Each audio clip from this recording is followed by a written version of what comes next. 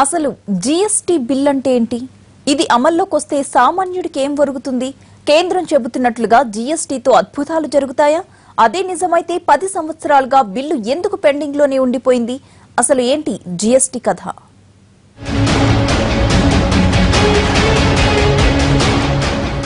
వస్తు సేవల పన్ను, సంక్షిప్తంగా జీఎస్టీ.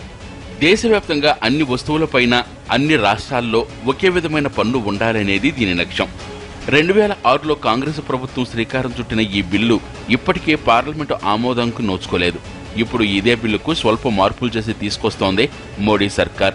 గతంలోనే లోక్సభ ఆమోదం పొందిన ఈ బిల్లు రాజ్యసభలో గ్రీన్ సిగ్నల్ కోసం వేచి చూస్తోంది.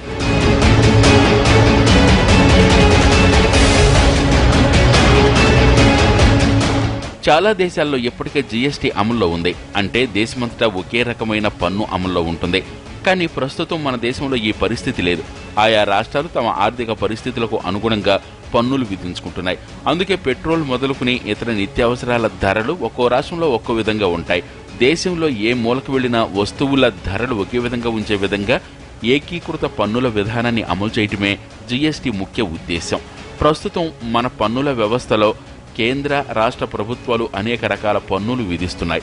కేంద్రం వ్యాట్, ఎక్సైజ్, కస్టమ్స్ సుంకాలు, కౌంటర్ లీవింగ్ డ్యూటీలు, సర్వీస్ ట్యాక్సులతో పాటు సర్ఛార్జీలు, వివిధ రకాల సుంకాలను వేస్తోంది.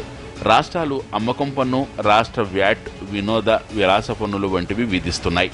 ఇలా చెల్లించిన పన్నులపైనే పరోక్షంగా పన్నులు చెల్లించాల్సి రావడంతో వస్తువుల ధరలు పెరుగుతున్నాయి. ఒకసారి జీఎస్టీ అమల్లోకి వస్తే కస్టమ్స్ మినహా కేంద్రం విధిస్తున్న పన్నులన్నీ దీనిలో కలుస్తాయి. అలాగే రాష్ట్రం విధిస్తున్న వివిధ పన్నులు విలీనమవుతాయి. దీంతో పన్నుపైన పన్ను చెల్లించాల్సిన అవసరం ఉండదు. ఆ మేరకు ధరలు తగ్గుతాయి. ప్రస్తుతం అన్ని వస్తువులపైన సగటున 24% పన్నులు చెల్లించాల్సి వస్తోంది. జీఎస్టీ అమల్లోకి వస్తే ఇది 18% తగ్గుతుంది. ఇది కూడా సామాన్యుడికి ఊరట కలిగించే అంశమే. అంతేకాదు, జీఎస్టీ అమలైన 1-2 ఏళ్లలోనే జీడీపీ 2% పెరుగుతుందని అంచనా. ఒకే రకమైన పన్ను ద్వారా అవినీతి కూడా ఆస్కారం ఉండదని భావిస్తున్నారు. అయితే జీఎస్టీని ఖచ్చితంగా అమలు చేయకపోతే పెద్దగా ఉపయోగం ఉండదన్న వాదన కూడా ఉంది.